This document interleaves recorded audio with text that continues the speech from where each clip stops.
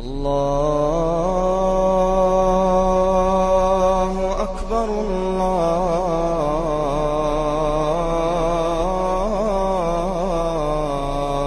أكبر الحمد لله نحمده ونصلي على رسوله الكريم أما بعد فأعوذ بالله من الشيطان الرجيم بسم الله الرحمن الرحيم মহান রাব্বুল আলামিন আল্লাহ তাআলা সমস্ত মানুষকে সৃষ্টি করেছেন, সমস্ত মাখলুকাত সমস্ত দুনিয়া সৃষ্টি করেছেন। উনি মানুষকে সৃষ্টির সেরা জীব হিসেবে তৈরি করেছেন। উনি সৃষ্টির সেরা জীব হিসেবে তৈরি করে মানুষের জন্য একটা সংবিধান পাঠিয়েছেন, সেটা হলো পাক কোরআন। আর উনি ধর্মকে নির্ধারণ করে দিয়েছেন ইসলাম। আল্লাহ তাআলা নিজেই কোরআনে ঘোষণা করেছেন সূরা আলে ইমরান 19 নম্বর আয়াতে, বিসমিল্লাহির রহমানির রহিম, ইন্না দীনা ইনদাল্লাহিল ইসলাম। আমি আল্লাহ তাআলার কাছে একমাত্র মনোনীত ধর্ম ইসলাম। আল্লাহ তাআলার কাছে একমাত্র গ্রহণযোগ্য ধর্ম ইসলাম। আল্লাহ তাআলা 85 নম্বর আয়াতে বলছেন, ওয়া মাই ইয়াবতাগি গায়রাল ইসলামি দীনান ফালা ইকবালা মিনহু ওয়া হুয়া ফিল আখিরাতি মিনাল খাসিরিন। যদি কেউ ইসলাম ছাড়া অন্য কোনো ধর্ম অবলম্বন করে তা কখনোই গ্রহণ করা হবে না, পরকালে সে ক্ষতিগ্রস্তদের অন্তর্ভুক্ত হবে। সেই ইসলামের অনুসারী মুসলমানরা আজ সারা বিশ্বে মার খাচ্ছে অমুসলিমদের হাতে। অমুসলিমরা বিভিন্ন জায়গায় বিভিন্ন দেশে মুসলমানদের উপর অত্যাচার অবিচার করতেছে, মারতেছে। কিন্তু কিছু মানুষ মনে করতেছে মুসলমানদের পরাজয় শুরু। তো আমার কাছে মনে হয় যে মুসলমানদের বিজয় শুরু। বর্তমানে বিভিন্ন দেশ থেকে অমুসলিমরা দলে দলে ইসলামে আসতেছে। যখনই মুসলমানদের উপর আঘাত করা হয়, দেখ মুসলমানরা ইসলাম ছাড়া ইসলামের জন্য মৃত্যুবরণ করতেও রাজি। অমুসলিমরা যখন ইসলাম যাচাই করতে থাকে, কেন এইভাবে মুসলমানরা ধর্মের জন্য প্রাণ দেয়, তখন তারা সত্যটা জানতে পারে, বিভিন্ন উপায়ে জানতে পারে। তারা তখন ইসলামের দিকে ধাবিত হয়, সত্য ধর্মে চলে আসে, জান্নাতে যাওয়ার জন্য, আল্লাহর কাছে পৌঁছার জন্য। তেমনি ভাবে আমাদের এক ভাই, হিন্দু ভাই, উনি আগে পূর্বে হিন্দু ছিলেন, ওনার বাড়ি ভোলাতে, উনি ইসলাম গ্রহণ করেছেন। আজকে আমরা তার মুখ থেকে ওনার ইসলাম গ্রহণের কারগুজারি বা ঘটনা শুনবো ইনশাল্লাহ। তো আমরা তাকেও এখন অনুরোধ করব, আশা করি এই ওনার কারগুজারি শুনে অনেক অমুসলিমরা যারা শুনবেন তারা দাওয়াত পেয়ে যাবেন ইসলামের সত্য ধর্মের, এবং মুসলমানরা যাদের মধ্যে ভুল আছে তাদের ভুলগুলি কিছু সংশোধন হবে এবং আমাদের ঈমান তাজা হবে ইনশাআল্লাহ। আসসালামু আলাইকুম ওয়া রাহমাতুল্লাহি ওয়া বারাকাতুহু। ওয়া আলাইকুম আসসালাম ওয়া রাহমাতুল্লাহি ওয়া বারাকাতুহু। আল্লাহ তাআলা আপনাকে কেমন রেখেছে ভাই? আলহামদুলিল্লাহ, আমি অনেক ভালো আছি, আল্লাহর রহমতে আমি ভালো আছি। তো ভাই, আপনার পূর্বের নাম কি ছিল? গোপাল দেবনাথ। বর্তমান নাম? মোহাম্মদ আব্দুর রহমান। মোহাম্মদ আব্দুর রহমান। গ্রামের বাড়ি? গ্রামের বাড়ি ভোলা। ভোলা থানা, জেলা করছে ভোলা জেলা, উত্তর দিগলদি ইউনিয়ন। উত্তর দিগলদি ইউনিয়ন। আপনার বাবার নাম কি ছিল? মৃত হরিমোহন দেবনাথ। আপনার কয় ভাই কয় বোন? আমরা 6 বোন 3 ভাই। ভাইদের মধ্যে আপনি কি ছোট না বড়? আমি মেজো। আপনি মেজো। আপনি একা ইসলাম গ্রহণ করেছেন? জি আলহামদুলিল্লাহ, আপনি ইসলাম গ্রহণ করেছেন, শুকর আলহামদুলিল্লাহ। আল্লাহ যাকে হেদায়েত দেয় সেই হেদায়েত পায়। তো আপনি ইসলামে এর আগে একটা জানতে চাই যে আপনি হিন্দুদের মধ্যে তো বিভিন্ন জাত আছে, ব্রাহ্মণ, কায়স্থ, বৈশ্য, শূদ্র, দেবনাথ, দে, দত্ত। আপনি কোনটাই ছিলেন? আমি যোগী। দেবনাথ। আপনি কি যুগের মধ্যে কি শুধু যুগী দেবনাথ ছিলেন না যুগের ব্রাহ্মণ ছিলেন? যুগের ব্রাহ্মণ ছিলাম, আমি পূজা করতাম, আপনি বিভিন্ন বিয়ে শাদী পড়াইতাম, বিভিন্ন মানে ব্রাহ্মণের যা কাজ তাই আমি সবই করতাম। আমি পৈতাধারী ব্রাহ্মণ ছিলাম, মানে যুগের ব্রাহ্মণ ছিলেন? যুগের ব্রাহ্মণ। আপনি বিভিন্ন পূজা করাইতেন এবং বিবাহ শাদী করাইতেন, আপনি ব্রাহ্মণরা যে কাজটা করেন। জি। তো আপনি কি কারণে ইসলামে আসলেন ভাই? কার দাওয়াত পাইয়া কিভাবে ইসলাম সম্বন্ধে জানলেন? আমি আসলে প্রথম দেলোয়ার হোসেন সাইদির ওয়াজ কোন এক বন্ধুর মাধ্যমে যাই তার ওয়াজ শুনি। আমাদের ভোলা বাংলা স্কুল মাঠে ওয়াজ শুনে পরে ওনার প্রতি আমার খারাপ ধারণা ছিল। পরে ওয়াজ শুনে পুরো যতক্ষণ আমি ওয়াজ শুনছি, প্রায় 1-1.5 ঘন্টা ওয়াজ শুনছিলাম। তো শুনে পুরোটা সময় আমি কাঁদছি। দেখলাম যে উনি এতটা ভালো, মানে মানুষের হেদায়েতের জন্য ওনার কথা যে শুনে আমি পুরোটা ওয়াজই শুধু কাঁদছি। তখন থেকে আসলে ইসলামের প্রতি আমার মন অনেকটা আসছে। তারপরে বিভিন্ন সময় ওয়াজ শুনছি, আর বেশিরভাগ হলো আমি জাকির নায়েকের লেকচার শুনছি। ডাক্তার জাকির নায়েকের লেকচার শুনে আমি ইন্ডিয়াতে ছিলাম যখন, প্রায় অনেক বছরই ছিলাম, আমার কাকার কাছে ছিলাম। ওখানে কাকার কাছে মানুষ হয়েছি, পড়ালেখা যেটুকুই করছি ওই ইন্ডিয়াতে মধ্যপ্রদেশে করছি। তো এই কাকার সাথে এই জাকির নায়েকের লেকচারে সরাসরি আমি অংশগ্রহণ করি, প্রায় 8-10টা লেকচারে। আলহামদুলিল্লাহ, সামনের সারিতেই বসেছিলাম। আলহামদুলিল্লাহ। তখন বুঝলাম যে আসলে বেদ তো আমাদের হলো মূল গ্রন্থ, ওই বেদ তো আমরা পড়ি নাই। ব্রাহ্মণরা যা আমাদের উচ্চ বংশের কিছু ব্রাহ্মণ আছে, ওরা বদমাইশ টাইপের, ওরা আমাদেরকে যা বলায় তাই, যা পড়ায় তাই পড়ি। ওদের বানানো বই গীতা, রামায়ণ, মহাভারত, ভাগবত এগুলি পড়ি, কিন্তু ওইগুলির মধ্যে বিস্তারিত নয়। বিস্তারিত আছে যেটা মূল ধর্মগ্রন্থ বেদ। বেদের 4টে অংশ ঋক, শ্যাম, যদু, অথর্ব, এই 4টে অংশ। আরেকটা আছে পরে আসছে কল্কি পুরাণ। এইগুলির মধ্যে আসলে আল্লাহ রাসূলের নাম এই জিনিসগুলো ডাক্তার জাকির নায়েক লেকচারে আমি জানতে পারি। তখন আমার একটা হলো যে তাহলে আমি এতদিন কি ভুলের মধ্যে ছিলাম, আমি এগুলি তো কিছুই জানি না। ডাক্তার জাকির নায়েক আমার সেই দিব্য চক্ষু খুলে দিলেন, আলহামদুলিল্লাহ, শুকর আলহামদুলিল্লাহ। তারপরে আমি এইটা নিয়ে আসলে জানতে চাই। এই বেদগুলি আমি মোটামুটি যতটুকু পারি আমি খুঁজা পড়ি। এগুলি ব্রাহ্মণদের ঘর থেকে আমি নেই নিয়ে গোপনে এগুলি জানতে চেষ্টা করি। জানতে যাই দেখি যে আসলে আমি যে এই পথে আছি, এই পথটা সম্পূর্ণটাই ভুল বানানো একটা ধর্মে আছি। ঠিক আছে, এটার কোনো কিছুই নাই এদের মধ্যে, গীতার মধ্যে কোনো কিছু নেই। তারপরে বেশিরভাগ বিয়ে হইলো আমার বাবা যখন মারা যায়, তখন আমি এই এমনি তো ইসলামের প্রতি আমার অনেকটা টান এসে গেছে। ঠিক আছে, আমি হিন্দু ধর্মের অনেক পূজা টুজাই এখন আর করতেছি না, আমি বাদ দিয়ে দিচ্ছি। আমি এখন কিসে আছি, কোথায় আছি, কিন্তু ভুল করতেছি সব। তারপরে এই আমার বাবা মারা যাওয়ার পরে আমরা 3 ভাই, বড় ভাইকে বললাম যে বাবার মুখে কিন্তু আগুন দেওয়া যাবে না। আমাদের হিন্দু ধর্মে যে পরে এমনি তো আছে পোড়ায়, আর আমার ব্রাহ্মণ দেখে আমাদের হলো মাটি দেয়, বসায় মাটি দেয়, হাত পা ভাঙ্গা, মাজা মুজা ভাঙ্গা, তারপরে এই বসায় মাটি দেয়। অনেকের আবার এই পা বাইন দেওয়া নেই, যে পা হাজার ছুটে যায়। ঠিক আছে, এতটা কষ্ট যেটা সহ্যই করার মতো না। মানুষ বাঁচতে এতটা পরিশ্রম বা কষ্ট হয় না, মরলে যেই সমস্যা করে। ঠিক আছে, কারণ মরার সাথে সাথে তো হাড়গোড় সব শক্ত হয়ে যায়, লম্বা হয়ে যায় না। তখন বাঁকা করা হয় 4-5 জন লোক দিয়া, জোর করে ঠাইসা দড়ি দিয়া বাইন দেয়। মানে এতটা কটকট কটকট করে শব্দ হয়। আমার বাবার সময় এরকম করছে, তবে পাওয়ার বেলায় এরকম হয় না। যখন বাবারে শোয়া থেকে উঠে বসাইলো, তখন এই মাজাটা ভাঙছে এরকম ভাবে জোরে জাতা দিয়া। ঠিক আছে, ওটা শোয়া থেকে যখন বসায়, হ্যাঁ, তখন তো এমনি রক্ত চলাচল থাকে না, তখন হাত এমনি আওয়াজ হওয়ার কথা, কত কষ্ট। তারপরে পরে নিয়ে শোয়ায় নিয়ে গোসল করাইয়া স্নান বলে, হিন্দুদের মধ্যে বলে স্নান। তো বড়দারে বললাম যে বড় ভাই, এটা কিন্তু বাবার মুখে কিন্তু আগুন দেওয়া যাবে না কোনো মতেই। তো বড় ভাই স্বীকার করলেন। এইদিকে আমার চাচা, ছোট কাকা, উনি তো ব্রাহ্মণী করে। তারপরে আমার জ্যাঠা টেঠা সবাই ব্রাহ্মণী করে। তা আমার আত্মীয় স্বজনরাই ব্রাহ্মণী করতেছে আজকে, এই পূজাবালি করাইতেছে। তো বিভিন্ন পূজা টুজা শেষ হইলো, পরে এই আগুন, সেই ঠিকই আগুনই দেওয়া হইলো। দেখলাম, বিশ্বাস করবেন না, আমার বাবার সেই পুরো মুখটা বান্দরের মতো পুড়ে গেছে। আমি এতটা কষ্ট পাইছি যে এই সেই ধর্ম, যেটা একটা বানানো ধর্ম, আমি বিশ্বাস করেন, আমি সেখান থেকে আমি সিদ্ধান্ত নিলাম আমি আর এই ধর্মে থাকবো না। যেখানে সত্য ধর্ম ওইখানে আমি যাব। আমি এই সিদ্ধান্ত নিয়ে ফেললাম যে আমার বাবার মুখটা বাদরের মতো পুড়ে ফেলছে আগুন দিয়ে। এটা কোনো ধর্মই হইতে পারে না, যে ধর্মের আগুন দিয়ে মানুষের মুখ পুড়ে দেওয়া হয় মাটিতে যাওয়ার আগে, কবরে যাওয়ার আগে। তাও দিল বসায় মাটি। আমি দেখলাম যে আমার বাবার ঠিক মাথাটা একেবারে নুয়ে গেছে, একদম যেভাবে নুইছে, আমার অতটা অনেক খারাপ লাগছে। খুব কষ্ট পাইছি, কষ্ট পাওয়ারই কথা। পিতা মুখে আগুন লাগানো, অথচ প্রায় সময় দেখতাম মুসলমানদের এই যে মারা গেলে কত সুন্দরভাবে গোসল করায়, অনেক মানুষ আসে সেখানে, কোনো আজে বাজে কথা বলে না, কোনো কিছু বলে না। তারপরে কি সুন্দরভাবে গোসল করায়, কত সুন্দর, একটু টাচ পর্যন্ত লাগতে দেয় না, কত সুন্দরভাবে শোয়াইয়া আতর দিয়া অনেক অনেক ভাবে কত সুন্দর করে থয়ে।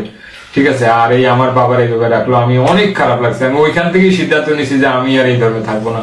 তো আস্তে আস্তে আরো, তখনও হই নাই, তখন আস্তে আস্তে এই যে ওয়াজে বেশি বেশি করে ওয়াজে যাওয়া শুরু করলাম। কিন্তু আমাদের ইন্ডিয়াতে থাকতেছেন তখন? বাবা মারা গেছে তো বাংলাদেশে নাকি? হ্যাঁ, না, বাবা যখন মারা গেছে তখন আমি বাংলাদেশে, এর আগে ইন্ডিয়াতে ছিলাম। ইন্ডিয়াতে থেকে ইন্ডিয়াতে আসা পড়ছি। জাকির নায়কের লেকচার শোনার পরে আমার বাবার এই মৃত্যুটা। তো ওইগুলি মিলাইতাম যে জাকির নায়কের কথাগুলি আমি অনুসরণ করতাম, বিভিন্ন সময় অনুসরণ করতাম, দেখতাম যে অনেক যাচাই করতাম আমি। তো আবার এই কিছু হুজুরের থেকে, ওই মসজিদের হুজুরেরা বলতো, অনেক সময় তাদের সাথে আমার সখ্যতা ছিল, মোটামুটি কাছাকাছি যে হুজুররা ছিল তারা আমাদের এলাকার। তো তাদের পাশে যেয়ে বসতাম, বসলে বলতো যে দেখো, তুই তো ভুল পথে আছিস, তুই এই মানে বিসমিল্লাহ কইয়া সবসময় ই করবি। মানে তারা বলতো, তো বিসমিল্লাহ টেস্ট করার জন্য আমি অনেক সময় চেক করতাম। ঠিক আছে, দেখতাম যে আমি সারাদিন হরে কৃষ্ণ হরে রাম কই আমি যা পাইতেছি কিছুই পাই না, বিসমিল্লাহ কই আমার সব কাজে কর্মে সহজ। সুবহানাল্লাহ। তখন আমি এইদের প্রতি আমি দিন যায় দুর্বল, দিন যায় দুর্বল, দিন যায় দুর্বল। সকালবেলা ঘুমের থেকে উঠে খালি বিছনায় বইয়া দুই হাতটা উঠে আল্লাহ কইয়া, শুধু আমি তো কিছু জানি না, তখন ইসলাম গ্রহণ করেন নাই না, কিন্তু ঈমান চলে আসছে আপনি। আমি তো তখন এই যে হিন্দু থাকতে বিসমিল্লাহ কইয়া মুখের মধ্যে আমিন কইতাম, খালি এইটুকুই জানতাম আমি। সারাদিন আমার ব্যবসায় বরকত, যাতায়াতে বরকত, খানায় বরকত, আমি তাজ্জব হয়ে যেতাম। এরপরে যখন আপনার বাবাকে পড়া দিলেন তখন তো আপনি কোথায় বাড়ি থেকে চলে গেলেন নাকি? হ্যাঁ, বাড়ি থেকে আমি একদম মনের দুঃখে দেখি এখানে থাকলে সেই গাছ পূজা, মাছ পূজা, দেওয়াল পূজা, ওয়াল পূজা করা লাগবে। পরে কোথায় ঢোল বাজার লাগে। আমি তখন খালার বাড়ি আছে, আমার মাসি বাড়ি বলে, এটা চাঁদপুরে। চাঁদপুর কোথায়? চাঁদপুরে নায়ারগাঁও। চিনি নায়ারগাঁও। হ্যাঁ, সেই নায়ারগাঁও বাজারে গেছি। ওখানে আমি যখন স্টুডিওতে কাজ করতাম একটা সময় কিছুদিন আমি ওখানে ছিলাম।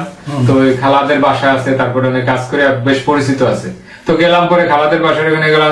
আমি কিরে আসলি এত দূরের থেকে, যাবি নাকি আবার চলে যাবে? আমি না, যাবো না, আমি বাড়িতে আর যাবো না। তো ওইখানে মোটামুটি একটু ব্যবসা করি, পান সুপারি দোকান দিলাম, ভালোই চলছিল।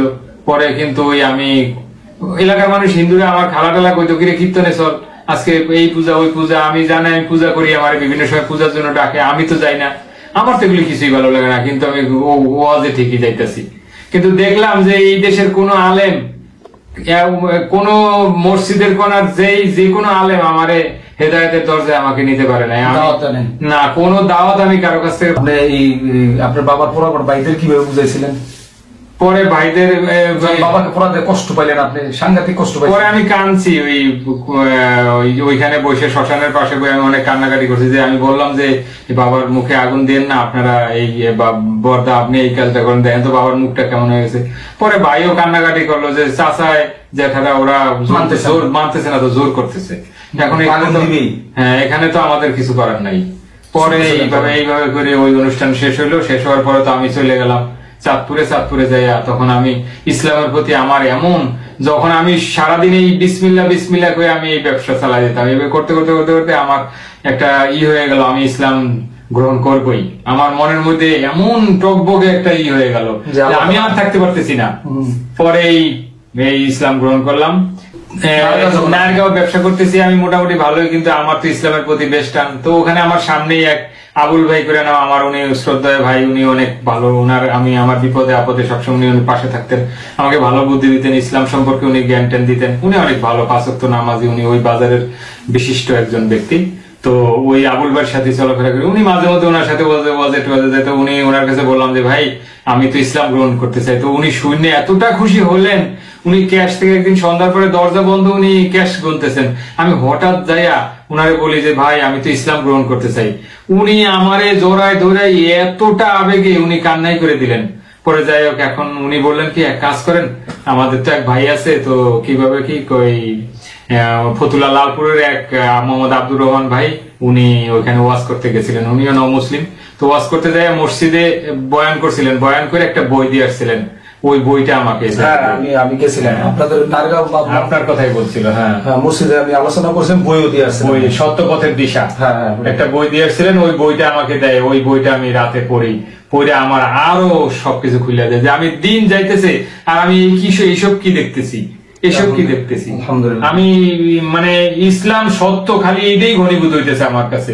যতদিন যাইতেছি ততই খালি ইসলামের প্রতি আমি দুর্বল হইতে হইতে এমন হয়ে গেছি, আমি খাইতে আইতে যাইতে বসতে শুইতে আমি এখন শুধু লা ইলাহা নিজে এইটুকুই পাই, আমি আর কিছু পাই না, আমি শুধু লা ইলাহা। তারপরে তো এইভাবে করতে করতে পরে ওনারা দেখে যে আমার অবস্থা অনেক বেগতিক, আমি আমি হয়তো ইসলাম গ্রহণ করতে পারতেছি না, এই জন্য আমার অনেক খারাপ লাগতেছে। আমি কান্নাকাটি করি। পরে এই আব্দুর রহমান ভাইয়ের কথা বলে এবং ফোনে আমাকে ধরায় দেন। আব্দুর রহমান ভাই, আবুল ভাই, উনি ডাক দিয়ে আনেন যে আসেন। আমি কোথায় যাবো? আসেন না। পরে একটা ফার্নিচারের দোকান, ওইখানে নিয়ে পরে ফোনে আব্দুর রহমান ভাইয়ের সাথে কথা বললে আমি এই কলেমা পড়ি, লা ইলাহা ইল্লাল্লাহ। ফোনে এই কলেমা শাহাদাত পড়েন? হ্যাঁ, কলেমা শাহাদাত আমি এই ফোনে পড়ি। পরবর্তীতে উনি অবশ্য ফতুল্লাহ এসে এই কলেমা শাহাদাত পড়ছে, সুন্নত গাদ্দারি করার চেষ্টা করছি। সুন্নত গাদ্দার আগেই পয়গাম্বরীর মতো অটোমেটিকই ছিল, করা লাগে নাই এবং এফিডেভিট করানো হয়েছে। উনি এখন নামাজ পড়ে। তো আলহামদুলিল্লাহ, আপনারা সবাই তার জন্য দোয়া করবেন। তো ভাই, আপনি বলেন, আপনার ঘটনা বলতে থাকেন। হিন্দু ভাইদের আপনি যে হিন্দু ধর্মের পূজাগুলি করতেন, সেগুলি আপনার কি মনে হইতো? ওরা আসলে যেমন পূজার মধ্যে তো কিছু নাই, আসলে দেখতাম রাত গভীর হইলে একরকম, হ্যাঁ, সন্ধ্যা হইতে শুরু করলে একরকম, দিন হইতে শুরু করলে একরকম। যেমন তিনটা জিনিস বলবৎ ছিল, পরিবর্তন, পরিবর্ধন, পরিমার্জন, যেটা ইসলামে নাই। পরিবর্ধন কি? যা আছে তার সাথে একটু বাড়ানো। পরিবর্তন এইটা আছে, এটার পরবর্তীটা। আর মানে চেঞ্জ করা। পরিমার্জন এতটুকু আছে, কিছু মুছা ফেলানো। এই পরিবর্তন, পরিবর্ধন, পরিমার্জন, এই তিনটা জিনিস হিন্দু ধর্মে বলবৎ আছে প্রত্যেকটা কিতাবের মধ্যে। অনেক সময় দেখা যায় ইসলামে কিন্তু এগুলি নাই। না, প্রশ্ন ওঠে না। ইসলামে আছে, যা থাকবে এবং রয়েছে, আগেও ছিল, এখনো আছে, সামনে থাকবে, একটাই সোজা কথা। না, আপনি আরেকটা কথা বলছিলেন না যে এক গরু দিয়া সাদের কথা, একটা দিয়ে কয়টা বিয়া করে কি? ওই তো মানে যেমন শ্রাদ্ধ হইতেছে, একটা গরু তো কিনেই না একজনের। আমি যেটা সরাসরি সেইখানে আমিও ছিলাম এবং আমার কাকাও ছিল ব্রাহ্মণ। তো গরু আনলো একটা, একজনের থেকে রাস্তা দিয়ে যাইতেছে, ওনারা যাই বললো, ভাই আপনার গরুটা দরকার, 1500 টাকা দিল, দিয়ে এই গরুটা কিনে আনলো। তা ভাবলাম এই গরুটা মনে নিয়ে এসে, আমি বললাম যে 1500 টাকায় এত বড় গরুটা দিয়ে দিল। উনি দিছে এই গরুটা আইনা রাখছে, রাখা এই গরুটার বাবদ আবার ব্রাহ্মণের দেওয়া হইলো 1500 টাকা দিয়ে, পূজা টুজা হইলো, পরে এই গরু নিয়ে হারে দিয়েছে।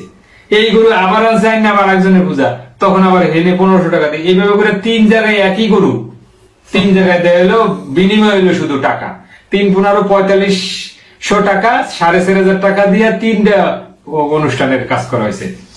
ঠিক আছে, এক গরুতে। আর ওই গরুওয়ালারা দিল 1500, তাহলে এক মুরগি কয়বার এইগুলি দেখলাম, দেখতাম সবকিছু হাস্যকর ব্যাপার। কি কয় অং নম কাশ্যপ ঘটের কলাটা আমি খাবো, এগুলি কোনো ভ্যালু নাই, একদম কোনো ভ্যালুই নাই, হুদ্দা ফাও ফাও। তা আমি পরিশেষে আসলে অনেক কথাই আছে, বলতে গেলে অনেক কথা। আমি আসলে একটা জিনিস বলতে চাই যে হিন্দু ভাইদের প্রতি আমি খুব অনুরোধ করে বলি, আপনারা এই ধর্মে থাকবেন না, এই ধর্মে কিচ্ছু নাই। হিন্দু ধর্ম শুধু শুধু ভুয়া ভাই।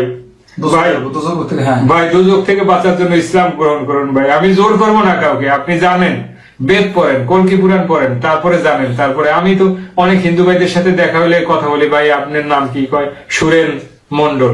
তো ভাই আপনি হিন্দু ধর্ম পালেন? কয় হওয়া পালি। তাই আমি গীতার মাহাত্মটা কত পারে না, তো উনি গীতার মাহাত্মই জানে না, গীতার মাহাত্ম জানে না। উনি মনে করছে আমি মুসলমান, টুপি দাড়ি দেখে, জুব্বা দেখে, তো উনি আমারে জিজ্ঞেস করছে আপনি কত এত ফাজলামি করেন আপনি? তো কয়ে দিলাম গঙ্গা গীতা সাবিত্রী সীতা সত্যাপতি ব্রতা ব্রহ্মাবলী ব্রহ্মবিদ্যা ত্রিসন্ধ্যা মুক্তি গাইনী অর্ধমাত্রা চিদানন্দা ভবগ্নি ভ্রান্তি নাশিনী বেদত্বই পরানন্দ তথাত্বই জ্ঞান মঞ্জুরি। তাই আমি আরো আছি ইত্যা নিজ অপেনিত্যং নর নিশ্চল মানুষ জ্ঞান সিদ্ধি অপেনিত্যং তথাত্বই পরমপদ। উনি তো শূন্যের টাপ, এইটা কেমন হইলো? তাই আমি কি তাহলে জানেন না কিছু না, তো এই ধর্মের বয়ে লাভ কি?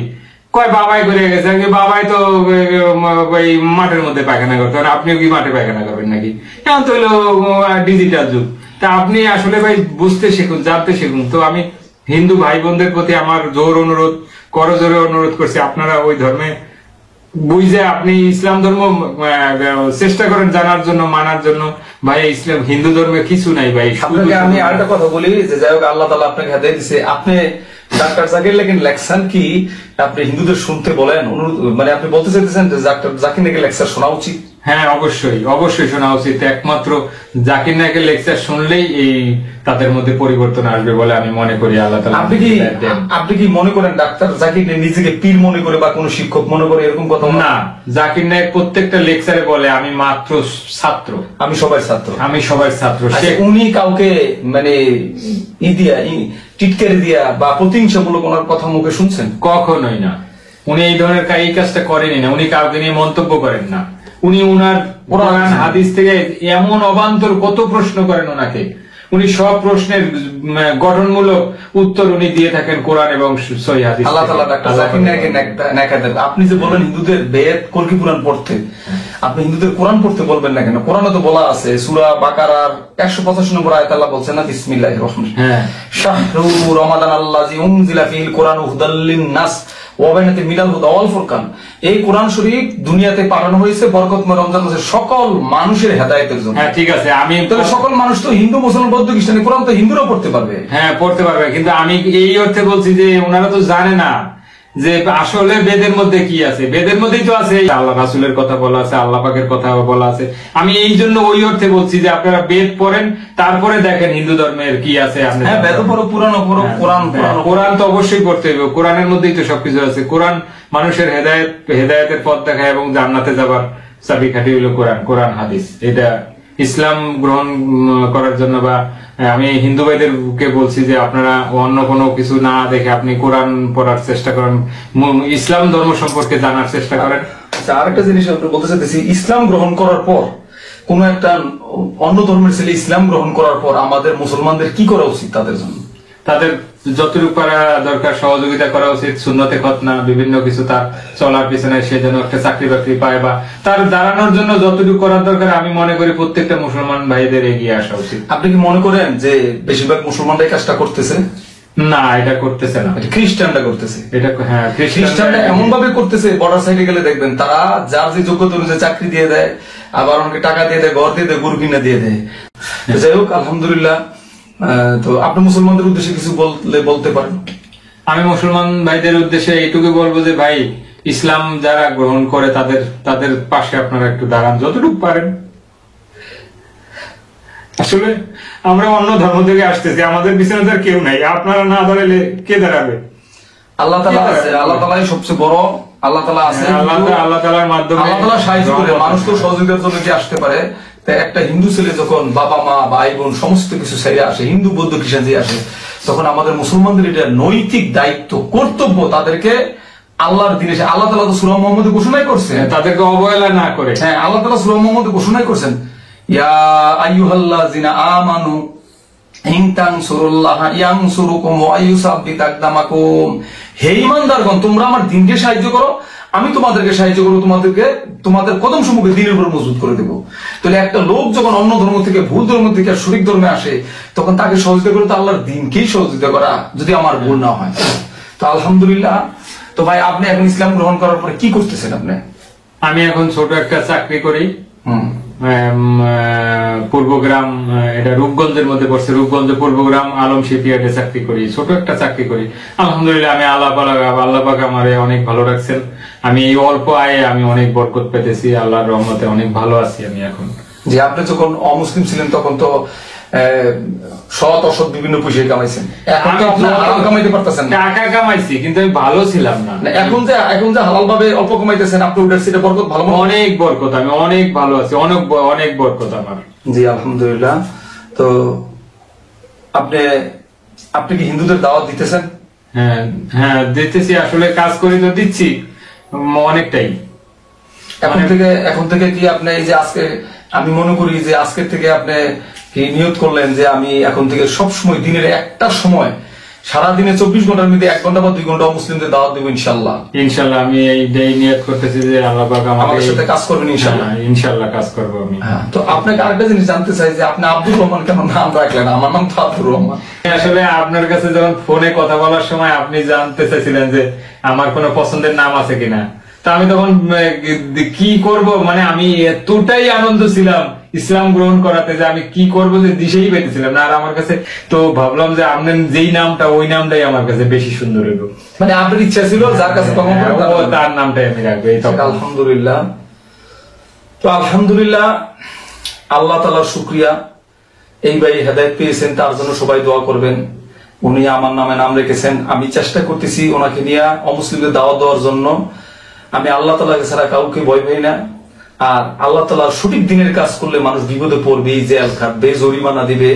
আমরা আসলে দুজকের পথযাত্রী যারা চিরস্থায়ী জাহান্নামে চলে যেতেছে, আমাদেরকে যেমন আল্লাহ তাআলা সিরাতাল মুস্তাকিমের রাস্তা ধরিয়ে দিয়েছেন, আমরা চাই যারা অমুসলিম আছে তারাও যেন সিরাতাল মুস্তাকিমের রাস্তা পেয়ে যায়। তাছাড়া আল্লাহ তাআলা, আমরা সূরা ফাতিহায় কিন্তু বলি বিসমিল্লাহির রহমানির রহিম, ইহদিনাস সিরাতাল মুস্তাকিম, হে আল্লাহ আমাদেরকে সরল ও সঠিক পথ দেখান।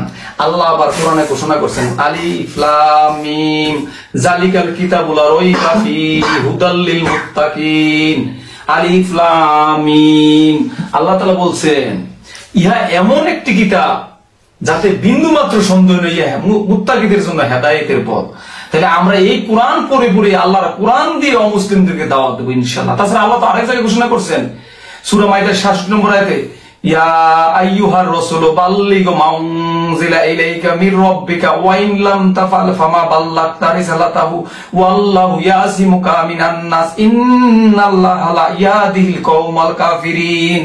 আল্লাহ বলছেন, হে রাসূল, আপনি পৌঁছে দিন, আল্লাহর পক্ষ থেকে আপনার প্রতি যা অবতীর্ণ হয়েছে। যদি এরূপ না করেন তাহলে আপনি তার পয়গাম কিছুই পৌঁছালেন না। আল্লাহ তাআলা আপনাকে মানুষের হাত থেকে রক্ষা করবে, নিশ্চয়ই আল্লাহ কাফেরদের পথ প্রদর্শন করেন না। তো কোরআনই তো আল্লাহ বলছে পৌঁছে দেওয়ার জন্য, আল্লাহ রাসূল পৌঁছিয়েছে, আমরাও পৌঁছাবো ইনশাআল্লাহ। সবাই আমাদের জন্য দোয়া করবেন। অমুসলিমদের আল্লাহ তাআলা যেন তাদেরকে হেদায়েত দেয়, আমরা যেন তাদের কাছে সত্য দিনের ইসলামের দাওয়াত পৌঁছাতে পারি, এই আমাদের আশা। আল্লাহ তাআলা আপনাদের কবুল করুক, আমাদেরকে কবুল করুক, আমিন। আমি কাকার কাছে মানুষ হয়েছি, ওখানে বড় হয়েছি মধ্যপ্রদেশ। আমার কাকা আর্মি চাকরি করতো, তো ওই কাকার কোনো ছেলেপেলে ছিল না, যে আমার আর আমার মেজো বোনের, আমি ভাইয়ের মধ্যে আমি মেজো আর বোনের মধ্যে মেজো, এই দুই মেজরে নিয়ে মানুষ করে কাকায়। তো ওই জায়গা থেকে বোনের বিয়ে দিছি কলকাতার এই জায়গায় দত্তপুকুর বিয়ে দেওয়া হয়েছে। তো ওইখানে বোনের দেখতে একবার বেড়াইতে আসি। তো বেড়াইতে আসার পরে দত্তপুকুর থেকে সম্ভবত তাহেরপুর থেকে দত্তপুকুর যাইতেছিলাম, না জানি কৃষ্ণনগর থেকে তাহেরপুর যাইতেছি, ওই কোন এক বাসের ভিতরে আমি বসছি, ড্রাইভারের পিছনে বসছি, বাসের মাঝখানে দেখি খুব তর্কাতর্কি হচ্ছে কন্ট্রাক্টরের সাথে এক লোকের সাথে। তো ওনার দাড়ি নাই, একটা বয়স মানে ছেলে বয়স্কই, মানে 20-24 বছর বয়স হবে এরকম। তো কিছুক্ষণ পরে ওরে দেখলাম মারতেছে গাড়ির ভিতরে, ধাক্কায় বাস তো আস্তে আস্তে চলতেছে, ধাক্কায় নিচে নামায় সে যে মার উড়ে মার 3-4 জনের লাঠি ঘুষি, আর দেখলাম কি বড় বড় লাঠিতে ওইখানে প্যাসেঞ্জার নামার জন্য ওই বাসটা একটু দাঁড়াইছে। 2-1 মিনিটের মধ্যে এর মধ্যে প্রচন্ড মারতেছে, মারতে একরকম দেখলাম যে ওর মাথার ভিতরে এমন ভাবে মারতেছে যে কোনোভাবে এই লোকটার বাচ্চা নাই। আমার ধারণা কিছু দূর এইভাবে তো বাসটা ছাড়লো, তো ওই জায়গায় তো পিটাপিটি চলতেছে। এখন ওই গাড়ির ভিতরে 4-5 জনে বসে আলোচনা করতেছে, ভাই এ তো মারা গেছে।